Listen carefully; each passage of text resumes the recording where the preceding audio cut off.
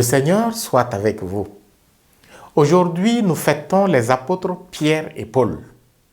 L'un est apôtre par le choix du Christ pendant sa mission terrestre.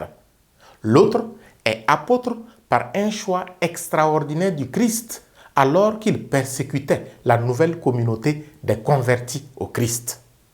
L'un s'est efforcé d'annoncer la bonne nouvelle aux Juifs, ses parents, c'est Pierre. Dans les larmes et les douleurs, il a réussi à en convertir une poignée. L'autre, de persécuteur, est devenu un ardent défenseur du Christ, en annonçant la bonne nouvelle à ceux qui étaient alors qualifiés de païens. Non sans peine, il a combattu le bon combat et a converti tant de femmes et d'hommes au Christ Jésus.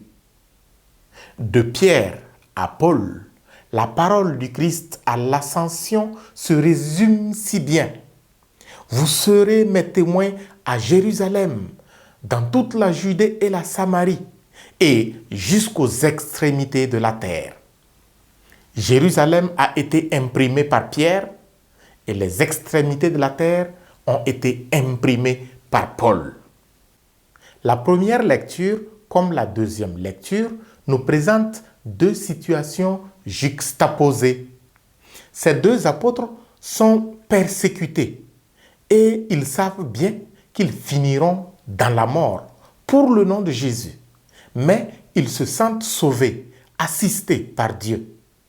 Étrange sentiment d'une joie en présence de Dieu qui annule la souffrance et la mort. Et oui, je comprends les martyrs. Je comprends les hommes et les femmes qui ont souffert ou qui continuent de souffrir aujourd'hui encore pour le Christ.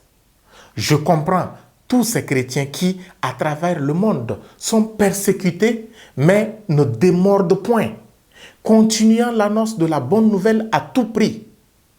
Seule une bonne dose de folie de la foi, soutenue par un amour profond du ressuscité, peut enrager autant d'hommes et de femmes prêts à livrer leur corps aux flammes, aux chaînes, aux insultes de tout genre pour le Christ.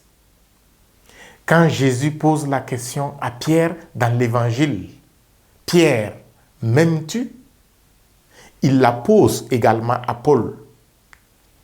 Pierre et Paul ont répondu, non seulement avec la bouche et la parole, mais aussi en offrant toute leur vie.